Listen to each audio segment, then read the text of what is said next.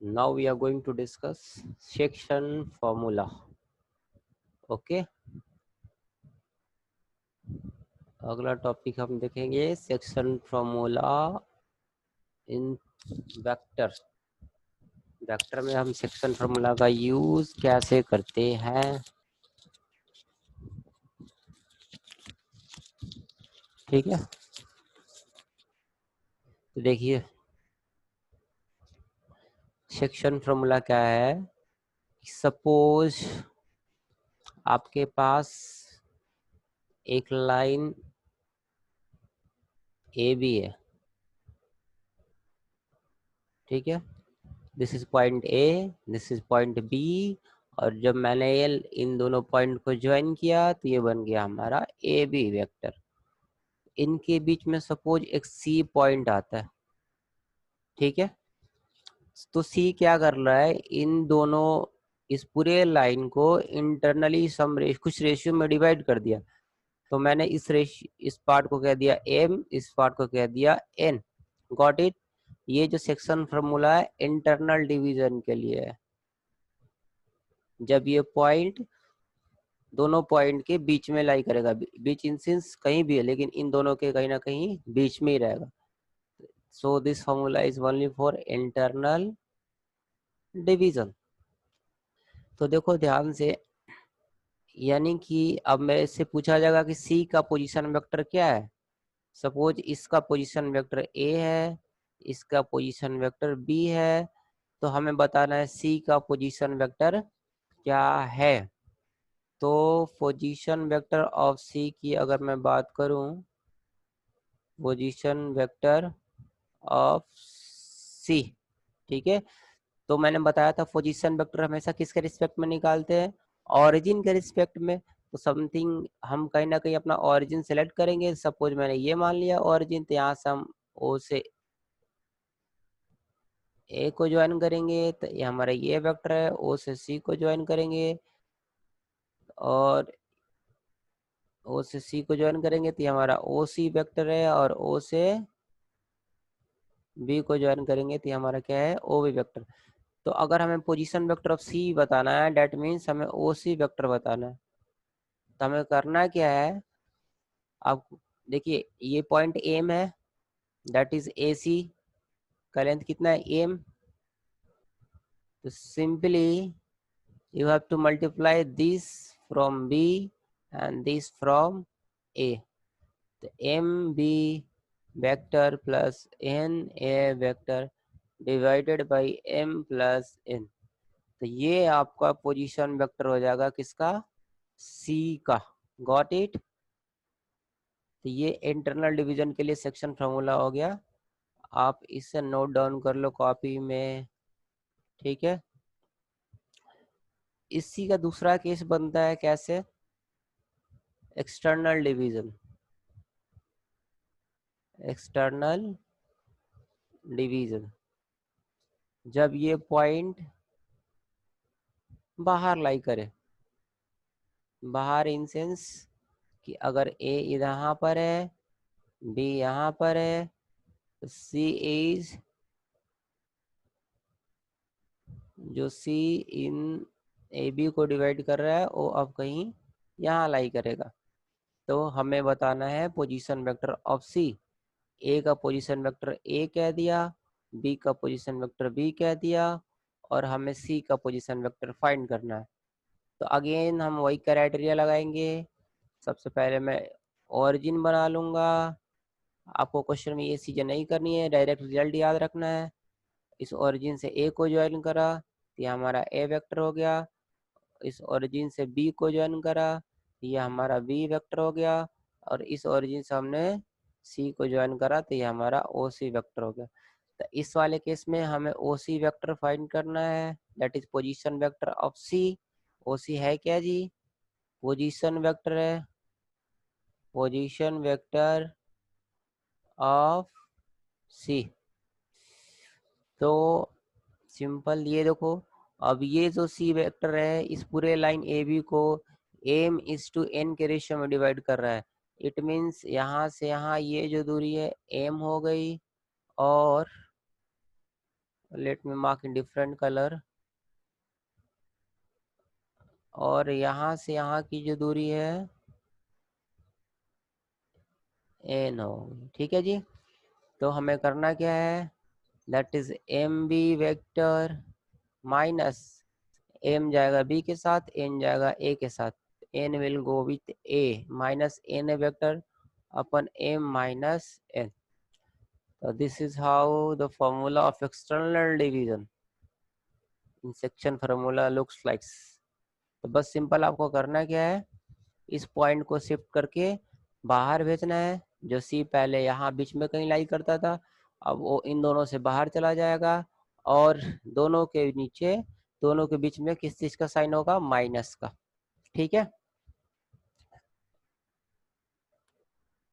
एक case internal division में क्या बनता है, मिड पॉइंट फॉर्मूला का,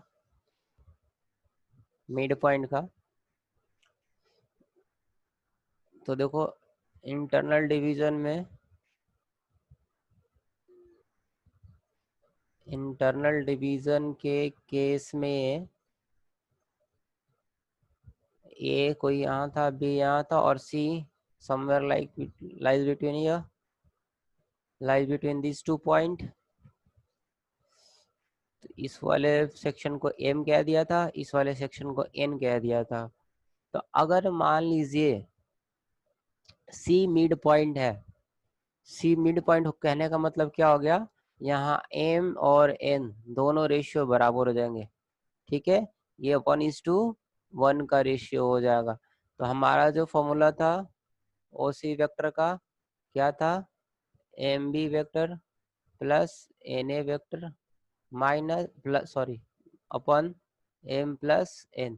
तो अगर मिड पॉइंट है तो m और n दोनों 1:1 हो गए, will put here 1b vector plus 1a vector upon 1 plus 1।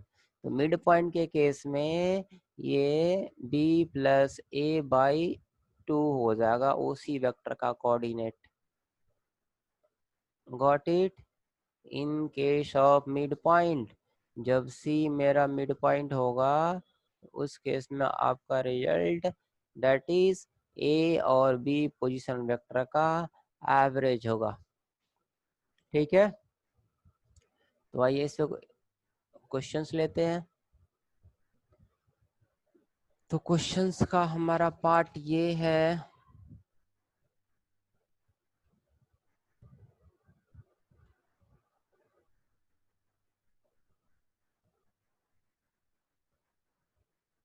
Questions I am writing here.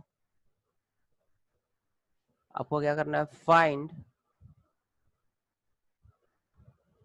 The position vector. ठीक है,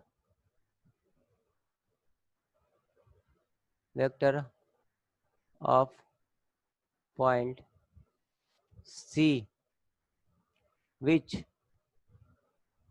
divides, ठीक है, A B in the ratio 2:3, where position vector of A is small a and position vector of B is small b। यानी कि सबसे पहले मैं यहाँ डायग्राम में स्केच करता हूँ, ये हमारा A है, ये हमारा B पॉइंट है, इसका पोजीशन वेक्टर क्या है आपके पास, A वेक्टर, और इसका पोजीशन B वेक्टर है। तो C यहाँ पर कहीं लाई करेगा। ठीक है जी। और देखिए ये रेशियो दे रखा है 2 और ये 3, तो हमें बताना है दैट इज C का position vector, position vector of C। तो हम क्या करेंगे, 2 को किससे मल्टीप्लाई करेंगे, B से, 2B vector plus 3A vector upon 2 plus 3, that is 2B vector plus 3A vector upon 5। Got is. तो this is the case of internal division. Internal division में हम इस तरीके से अप्लाई करेंगे। ठीक है। पोजीशन वेक्टर ऑफ सी को मैं ओसी वेक्टर भी कह सकता हूँ ओरिजिन के रिस्पेक्ट में। ओरिजिन हमारा कहीं यहाँ पर होगा। ठीक है, ओरिजिन हमारा कहीं यहाँ पर भी होगा। तो आपको डायरेक्ट रिजल्ट यूज करना है, ये ऐसा डायग्राम बनाकर दिखाने की जरूरत नहीं है।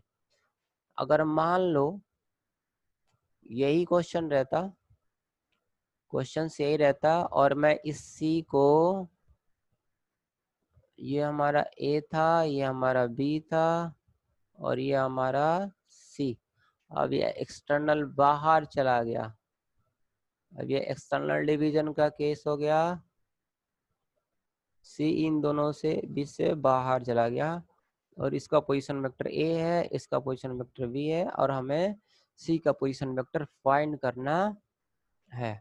Got it. और देखो ये पूरा रेशियो 3 हो गया और ये रेशियो 2 हो गया। तो आपको अगर सी का पोजीशन वेक्टर फाइंड करना है तो आप क्या करोगे, 3 को बी के साथ और बीच में देखो यहाँ माइनस आएगा, 2 को ए के साथ और नीचे 3 minus 2, that is 3b vector minus 2a vector. Got it? So this is the position vector of C. तो इस तरीके से हम एक्सटर्नल डिवीजन और इंटरनल डिवीजन के केस में सेक्शन फॉर्मूला का यूज करते हैं। ठीक है, एक चीज और नोट लिख लो आप यहाँ पे, दिस इज नोट। ये नोट क्या है, जब मैंने पोजीशन वेक्टर ऑफ सी लिखा था, दैट इज ओ सी लिखा था, तो मैं इंटरनल डिवीजन के केस में m B plus n A upon m plus n कहा था। तो इस चीज को हम ऐसे भी अलग अलग करके m upon m plus n B vector plus n upon m plus n A vector, ठीक है। That is O C can be linearly represented in terms of A and B, sorry ये यहाँ से आ गया, ओ सी को हम लोग ए और बी के टर्म में लिनियरली रिप्रेजेंट कर सकते हैं। और इसको आप देख लो, लेमडा कह दो तो lambda times B vector plus mu times A vector, where lambda plus mu is equal to 1। Check here, ये दोनों को जोड़ोगे तो आपका रिजल्ट क्या आएगा, 1 आएगा, lambda plus mu equal to 1। तो this is important from here, ये हमारा,